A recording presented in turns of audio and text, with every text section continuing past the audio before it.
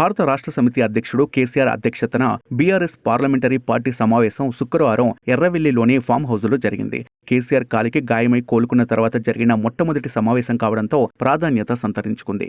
సమావేశంలో రాబోయే పార్లమెంటు సమావేశాల్లో పార్టీ అనుసరించాల్సిన వ్యూహంపై ఎంపీలకు కేసీఆర్ దిశానిర్దేశం చేశారు.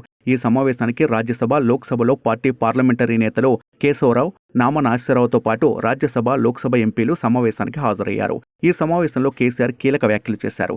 బీఆర్ఎస్ పార్టీ సంస్థాగతంగా చాలా బలంగా ఉంది. అసెంబ్లీ ఎన్నికల్లో ఓటమితో నిరాశ చెందాల్సిన అవసరం లేదు. బీఆర్ఎస్ పార్టీ మాత్రమే తెలంగాణ ప్రయోజనాలను, తెలంగాణ ప్రజలను కాపాడుతుంది. ఇది తెలంగాణ ప్రజలకు బాగా తెలుసు. ఫలితాలను చూసి పార్టీ నేతలు కానీ కార్యకర్తలు అధైర్యపడాల్సిన అవసరం లేదు.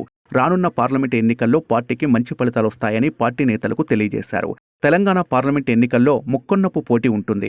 ఆ పోటీలో మన పార్టీదే పైచేయి ఉంటుంది. మెజార్టీ స్థానాల్లో బీఆర్ఎస్ పార్టీ అభ్యర్థులే విజయం సాధిస్తారు అని సమావేశంలో పాల్గొన్న నేతలకు ధైర్యం చెప్పారు కేసీఆర్. పార్లమెంటు సమావేశాల తర్వాత మళ్లీ అందరూ కలిసి కూర్చొని లోక్సభ అభ్యర్థులు ఎన్నికల్లో అనుసరించాల్సిన వ్యూహంపై పూర్తి స్థాయిలో చర్చించుకుందామని తెలియజేశారు.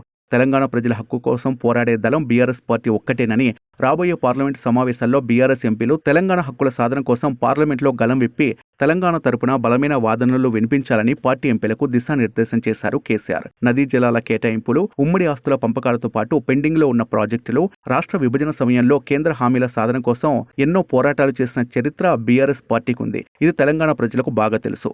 నాడైనా నేడైనా తెలంగాణ హక్కులకు భంగం వాటిల్లే సందర్భాల్లో అడ్డుకొని తెలంగాణ హక్కులను కాపాడవలసిన బాధ్యత మరోసారి బీఆర్ఎస్ పార్టీ ఎంపీలదే అని తెలియజేశారు కేసీఆర్. ఈ సమావేశంలో కాంగ్రెస్ ప్రభుత్వం చేస్తున్న విమర్శలపై కూడా కేసీఆర్ పార్టీ నేతలు చర్చించినట్టు సమాచారం.